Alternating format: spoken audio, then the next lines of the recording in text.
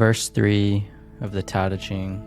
Putting value on status will create contentiousness. If you overvalue possessions, people will begin to steal. By not displaying what is desirable, you will cause the people's hearts to remain undisturbed. These are the words of Lao Tzu, author of the Tao Te Ching. Ancient, simple, esoteric, but not easily understood.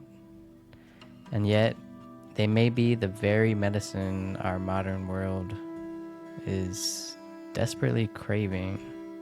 Think about the world we live in.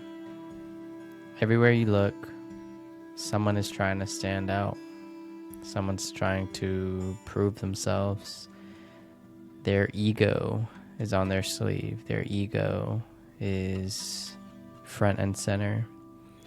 Trying to be more, have more, show more, prove more. From the aspiring social media content creators to those who want to be rich and famous. It's all one huge invitation to the desires we yearn for, which is led by the ego. But what if that's the very reason we're so restless? Now, Lao Tzu wasn't against success per se. He wasn't anti-ambition, anti-progress, or anything like that. But he did see something. He's seen a pattern that most people go their entire lives missing. In Wayne Dyer's interpretation, if you overvalue possessions, people begin to steal. If you glorify status, people grow competitive and contentious. In other words, the more we place things above people, the more disconnection we create. And when we place things, i.e. status, i.e. money, i.e. materialism, the more we place these things led by the ego, desire to prove oneself, desire to label and over-label things that you are based on your identity. When we place these things above people, the more disconnection we create, the more space, the bigger the gap it is we create between ourselves and the world around us. We think we're creating a better world because we want more. We have a great big ambition. We want to make the world a better place. Sometimes this creates the very lack we're trying to avoid. For example, when we're chasing status, we also invite envy. When we're chasing wealth and riches, we invite scarcity. When we glorify our ambitions and ego, we forget how to simply be alive. Everything we chase is a direct reflection of something we lack. Instead of living in abundance and just being, this verse invites us to pause. Wait a second. What are we doing? And practice not doing. Now you're probably asking, why should I practice not doing? What does that even mean? And in a world where we're constantly doing, we forget to pause and not do. We forget to pause and clear our thoughts. We're in a dog-eat-dog, fast-paced hamster wheel world. And in Taoism, the act of practicing not doing is called wu wei, or effortless action, allowing things to unfold rather than forcing them to unfold. When action is pure and selfless, everything settles into its own perfect place. Not because we controlled it, but because we got out of its way. A great example of this is trying to swim up a river instead of allowing to flow with the river. You don't try to push against the river. You flow with it. You swim with it.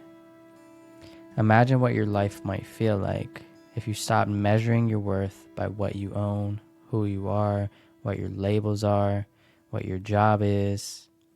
Stop comparing your success to somebody else's highlight reel on social media.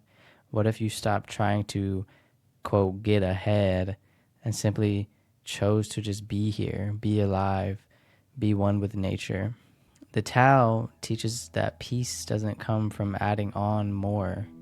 It comes from subtracting it.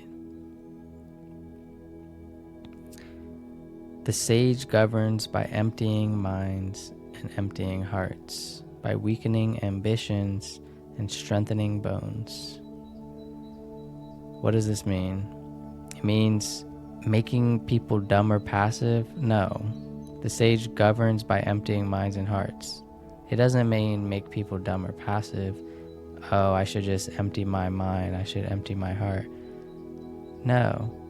It means we release, we surrender to the ego. We release the overthinking mind. We clear our mind.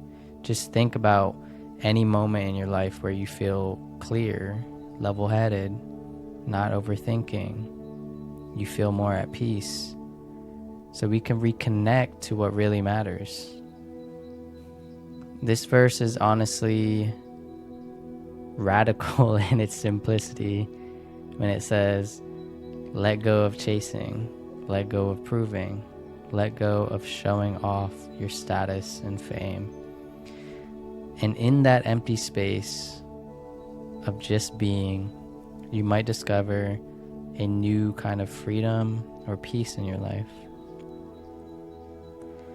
Taoism has lasted thousands of years, even before the Bible was written, because it doesn't tell you what to think. It invites you to unthink, rethink, and come back to the natural flow of life and nature, where nothing is forced and everything just finds its place.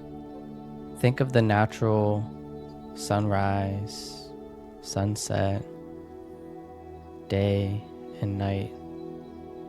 Think of the blossoming trees during the seasons. Nature doesn't force anything. It just lives and flows. So today, instead of striving, instead of scrolling all day, instead of comparing yourself and robbing yourself of joy, just breathe.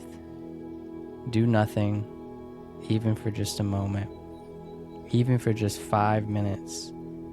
Do nothing. Turn your phone off. Turn all electronics off.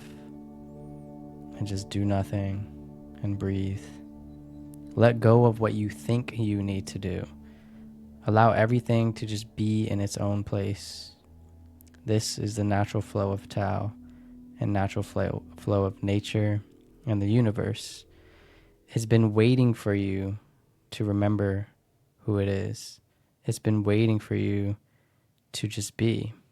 When action is pure and selfless, everything settles into its own perfect place.